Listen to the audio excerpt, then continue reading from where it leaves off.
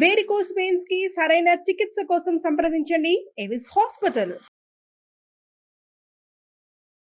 నమస్తే రమగారు. నమస్తే జీ. రమగారు, మనము దేవాలయాల యొక్క విశిష్టత మాట్లాడుకుంటూ ఉంటాం కదండి. ఏదైనా శివాలయం, పురాతన శివాలయం, మీకు నాకు కూడా చాలా ఇష్టం పురాతన శివాలయాలు కదండి. అలాంటిది ఏదైనా మీ దృష్టిలో ఉంటే చెప్తారా ఒకటి? మొన్న నేను వెళ్ళి చూసొచ్చింది, మళ్ళీ చెప్దాం అనుకున్నాను దాన్ని. తప్పకుండా. మంగళనాథ్ మందిర్. మంగళనాథ్ మందిర్. ఈ మంగళనాథుడు అనగానే ఒక ప్రత్యేకంగా వినపడుతుంది. ఉజ్జయిన్లో ఉంది ఇది. మధ్యప్రదేశ్ దేవభూమిగా చెప్పబడే ఉజ్జయిని నగరంలోనే ఈ మంగళనాథ్ మందిర్ ఉంది. ఇది చాలా ప్రత్యేకమైంది. కుజుడికి అంగారకుడు మంగళుడు అని చెప్పబడే ఒక గ్రహానికి స్వంత దేవాలయము. ఆయన అక్కడే పుట్టాడు. ఎక్కడ ఈ మంగళనాథుడి మందిరం ఉందో దానిపైన ఆకాశంలో అంగారక గ్రహం ఉందని చెప్తారు. ఆయన అక్కడే పుట్టాడు. ఓకే.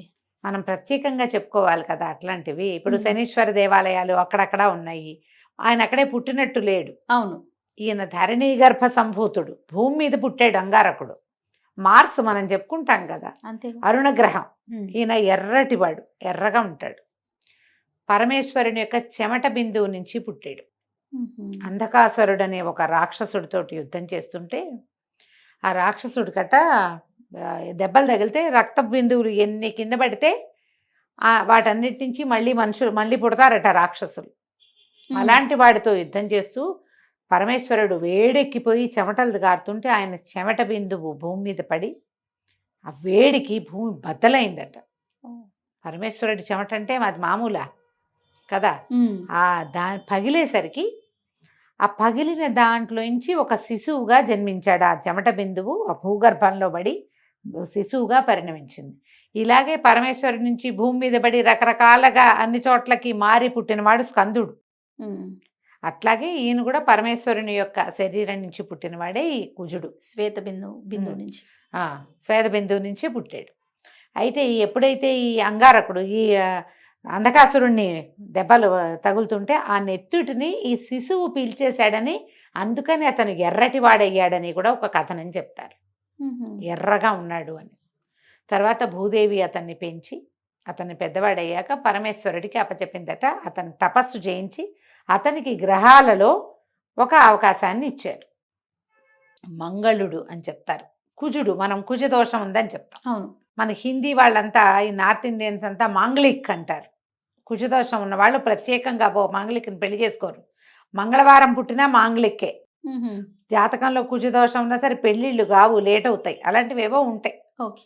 అయితే దీనికి సంబంధించిన దోషాలన్నిటికీ ఒకే ఒక పరిహారం ఈ మంగళనాథ దర్శనం. అది ఆ దేవాలయం కూడా ఎర్రటి రాయితో కట్టబడింది జయ. మేము సాందీపని ఆశ్రమం నుంచి వెళ్ళాం. ఒకవేళ మీరు ఉజ్జయిని వెళ్ళడం సందర్భం కుదిరితే మంగళనాథ మందిర్ చూడకుండా రావద్దు. మనం అయ్యవారిని చూస్తాం, అమ్మవారిని చూస్తాం, హరసిద్ధి మాతను చూస్తాం, అక్కడ బడా గణేష్ అని అవన్నీ టెంపుల్స్ ఉన్నాయి. సాందీపని చూస్తాం, ఇంకా మన పేరు కాలభైరవుడిని చూస్తాం, వీళ్ళందరితో పాటు గడకాళిని చూస్తాం. మంగళనాథ మందిర్ మానేయద్దు.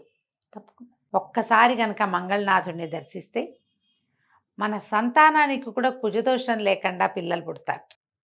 ఆయన అక్కడ పుట్టాడు కాబట్టి. మామూలుగా మనం దేవాలయాల్లో చూస్తూనే ఉంటాం కదా. ఈయన ఇక్కడ శివలింగాకారంలోనే కనపడతాడు.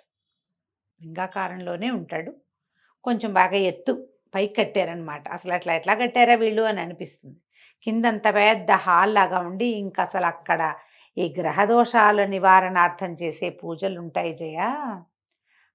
వీటితోటి ఎంత అందంగా చేశారో. మండపాలు కూడా భలే బ్యూటిఫుల్గా ఉంటాయి. కందులు, మినువులు, పెసలు అన్నీ పోసి అసలు అన్ని మండలాలు ప్రత్యేకంగా. మనం ఏ గ్రహదోషాలున్నా మనం అక్కడ పూజ చేయించుకోవచ్చు. కొంచెం హిందీ పూజా విధానం ఒక రవ చిన్న తేడాగా ఉంటుంది. అవును. కానీ మనకి మన పద్ధతిగా అనిపించకపోయినా కూడా అక్కడ జనాలంతా వస్తారు అక్కడికి. అదేలేండి. మన వాళ్ళు ఇక్కడి నుంచి వెళ్ళిన వాళ్ళు కూడా ఈయన పుట్టక ఇక్కడే కదా. దోషం అనేసరికి మనకి జనరల్గా చెప్పేది పెళ్ళిళ్ళు లేట్ అవటం, అదే ప్రత్యేకంగా కనపడుతుంది. తర్వాత సంతానానికి కూడా కొంత సమస్య ఏర్పడుతుంది. ఆ గ్రహ దోషాలని ఈయన నివారిస్తాడు. ఓకే. పెద్ద శివాలయం లాగా కనపడుతుంది. పెద్ద కోటలాగా కనపడుతుంది జయ బయట నుంచి. అది మా ఆలయమే ఉమ్, కోట, ఒక ఎర్రటి రాయి, ఓకే. మెట్లెక్కి పైకి వెళ్ళాలి. పైభాగంలో ఉన్నాడు స్వామి, ఉహు, శివలింగ రూపంలోనే కనిపిస్తాడు. ఒక బంగారు రంగు మేక ఒకటి కనపడుతుంది, బొమ్మ, ఒక విగ్రహం చేయించి పెట్టారు. ఎందుకు మరి మేకను పెట్టారు? ఆయన వాహనమేమోనని అనుకున్నాను నేను. అంగారకుడి వాహనం మేక. ఓకే. ఒక అందువల్ల బంగారు రంగు మేక విగ్రహం ఒకటి కనపడుతుంది. ప్రతి వాళ్ళు ఆ మేక దగ్గర ఫోటోలు తీసుకోవటమే. ఓకే. విశేషంగా ఉంది. మీకు అవకాశం ఉంటే కనుక ఇది దర్శనం చేయండి. ఈ మంగళనాథుడిని దర్శిస్తే మనకి ఇంకా ఏమేమి అవుతాయి? భూ సంబంధమైన వ్యవహారాల్లో మనకి ఇబ్బందులు ఏర్పడుతుంటాయి. ఒక్కొక్కసారి అవును. కొట్లాట్లు అవుతాయి. చిన్న చిన్న జాగాలు, దానికి 2-3 వారసులు, అలాంటి సమస్యలు ఇక్కడ పరిష్కారం తీరుతాయి. అవుతాయి. అవి ఇక్కడ తీరుతాయి. తర్వాత మన స్థలాలు ఏదైనా కోర్టు కేసుల్లో ఇరుక్కుపోతాయి. మనం ఏదో అని కొనుక్కుంటాం, ఉమ్, తీరా అది ఎవరిదో అని తేలుతుంది. మనకు అమ్మినవాడు ఆయన కాదు, ఎవడో అమ్ముతాడు, మూడోవాడు. అలాంటి సమస్యలను కూడా తీరుస్తాడు ఈయన. పెళ్ళికి ఆటంకాలు, వివాహం అయిన తర్వాత భార్యాభర్తలు పెళ్లి లేని వెంటనే విడిపోయే గోలలు కదా, అవును. అలాంటి సమస్యలను తీరుస్తాడు. బేసిక్ వివాహ సంబంధమైన అన్ని సమస్యలకి పరిష్కారం. కుజుడే పరిష్కారాన్ని ఇస్తాడు.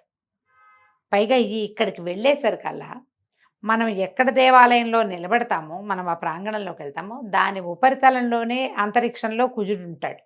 ఉహు, అతని రక్షణలోకి వెళ్ళినట్టు మనము అని చెప్పారు అక్కడ. ఉమ్, అది అక్కడ ఉందట, అంత ప్రత్యేకంగా కనిపిస్తుంది. ఈ ఉజ్జయిని నగరాన్ని, ఉజ్జయినిని కుజుడి తల్లిగా చెప్తారు. ఎందుకంటే ఈ నగర భూభాగంలోనే పుట్టాడు ఆయన. ఉమ్, తర్వాత ఎంతో తపస్సు చేసి గ్రహమండలంలో స్థానం సంపాదించుకున్నాడు. మంగళవారాలు చాలా విశేషంగా చేస్తారు ఇక్కడ. మంగళవారం భయంకరమైన రష్ ఉంటుంది. ఉమ్, కానీ మనకి ఏదైనా దోషం ఉంటే ఆ సమయానికి వెళ్ళటం ఏమన్నా మంచిది, ఒకవేళ కుదిరితే కనుక. అది దీనికి సంబంధించింది మనం ఏం చేసుకోవచ్చు అంటే, ఈ కుజుడికి సంబంధించిన శ్లోకం చదువుకోవాలట. అక్కడ చెప్తున్నారు, ధరణి గర్భ సంభూతం అని ఒక ఆయన ఎవరో ఇంకోళ్ళకి చెప్తారన్నమాట. వాళ్ళ ప్రొనౌన్సియేషన్ తేడాగా ఉంటుంది. హిందీ ప్రొనౌన్సియేషన్ తమాషాలు ముక్కలుగా ఉంటుంది. అవును. కానీ ఆ శ్లోకాన్ని కనుక రెగ్యులర్గా చేసుకుంటే ఈ పెళ్ళిళ్ళు లేట్ అయ్యే వాళ్ళకి కుజుడి యొక్క అనుగ్రహం లభించి, ఉమ్, ఒకవేళ కుజదోషం లేదు కానీ మనకు పెళ్లి లేట్ అవుతుంది ఇంకేదో కారణంతో, ఆ, వాళ్ళు కూడా ఇది చదువుకోవచ్చు. ఓకే. ఈయన ఒకసారి దర్శనం చేస్తే పెళ్లి విషయంగా ఉన్నటువంటి సమస్యలన్నీ తీరిపోతాయి. ఓకే. దూరమే, మనం ఇక్కడ వెళ్ళటానికి పనిమాలా వెళ్ళలేము. ఉజ్జయిని వెళ్ళినప్పుడు చూడండి, మహాకాళ దర్శనం ఎప్పుడు చేస్తామో అప్పుడు మంగళనాథ దర్శనం కూడా చేస్తే సరిపోతుంది. ఉమ్, అక్కడి నుంచి మట్టి తెచ్చుకుని మన ఇళ్లలో కూడా ఉంచుకుంటారట. వాళ్ళు ఎవరో తీసుకుంటున్నారు. మేము వెళ్ళినప్పుడు ఉహు, ఏం చేస్తారు ఏమిటని అడిగితే ఆటో ఆయన చెప్పాడు, ఈ ఇళ్ళ ప్రాబ్లమ్స్ వస్తాయి కొంతమందికి, ఓకే. ఇళ్ళకి సంబంధించి ఏదో కట్టేసుకుంటారు, ఆ ఇల్లు పడగొట్టేస్తారు. ఇప్పుడు హైడ్రా లేదా మనం చూస్తున్నాం కదా, అదేగా. అలాంటి ప్రాబ్లమ్స్ రాకుండా ఉంటాయని ఇక్కడి నుంచి మట్టి తీసుకెళ్తారు. ఆయన ఇక్కడ పుట్టాడు కాబట్టి ఉమ్, ప్రాబ్లమ్స్ రాకుండా ఉంటాయి, దిష్టి తగలకుండా ఉంటుంది, జనఘోష నివారింపబడుతుంది అని చెప్పాడనమాట. బాగానే ఉందిగా. మరి ఈ మంగళనాథుడికి జరిగే ఒక విశేషమైన సేవ ఒకటి చెప్పుకోవాలి జయ. ఆహా. అన్న పూజ చేస్తారు ఇక్కడ. అట్లనా? ఓకే. మామూలుగా మనం అభిషేకాలు చాలా రకాలు చేస్తాం. ఏం అవునండి. చేస్తారు, మామూలు నీళ్ళ అభిషేకం కాకుండా, మామూలు జలంతో కాకుండా పంచామృత అభిషేకం చేస్తారు, భస్మాభిషేకం విశేషం, పంచదారతోటి అభిషేకం చేస్తారు, అలాగే అన్నాభిషేకం చేస్తారు. ఇక్కడ అన్న పూజే చాలా విశేషంగా ఉంటుంది. ఓ. అయితే ఇంకోటి ఏం చేస్తారంటే, పెరుగన్నం కలిపి పెరుగన్నాన్ని శివలింగానికి పట్టిస్తారు. కుజగ్రహ శాంతికి చేస్తారట. కుజగ్రహ శాంతి కోసం చేస్తారు. చాలా విశేషంగా అంత అనిపిస్తుంది. ఎరుపు కదా, వేడి, ఆహా. అందుకని ఆయనకి అన్నము మంచిదే, పెరుగు పెరుగన్నం కూడా మంచిదే. ఆ పెరుగన్నాన్ని పట్టించి చేసే పూజ కనుక చేయించుకుంటే ఈ గ్రహ దోషాలు పూర్తిగా కుజ దోషం అనేది ఉండదు. వంశాల్లోనే ఉండదట, ఆ వాళ్ళ వంశానికే ఉండకుండా అవుతుందని చెప్తారు. మనం ఇక్కడ కూడా అందుకని మన వాళ్ళు ఏం చెప్తారంటే, జయ ఈ కుజదోషం ఉన్న వాళ్ళని పెరుగన్నం పంచిపెట్టమంటారు. అవును, నీకు గుర్తుంది కదా, అవును. పెరుగన్నం పొట్లాలు కట్టి పంచుకుంటారు. పంచమంటాం. పిల్లలకి పెళ్ళిళ్ళు కావట్లేదు అంటే మనకి ఈ ఉజ్జయిని ప్రాంతాల్లో కూడా ఈ పెరుగునే దానం చేస్తారు. దది భాండం కుండ, పెరుగు కుండ దానం చేస్తారు. దాన్ని దానం చేయమంటారు. కుజగ్రహానికి యొక్క అనుగ్రహం లభిస్తుంది. ఇక్కడైతే ప్రత్యేకంగా అన్న పూజ చాలా విశేషం. ఓకే. అసలే ఆయన అలంకార ప్రియుడు, అభిషేక ప్రియుడు కదండి ఆ, శివుడు. అవును, మిగతా అభిషేకాలతో పాటుగా పెరుగుతో అనేది చాలా చాలా విశేషం కాబట్టి విశేషం. మామూలు పంచామృతాల్లో మనకు చేస్తారు, తెలుసు. ఈ పూజ అన్నంతో కలిపి చేయటమే ఇక్కడ విశేషంగా కనపడుతుంది. రైట్ రమ్మ గారు, నమస్తే. నమస్తే జయ.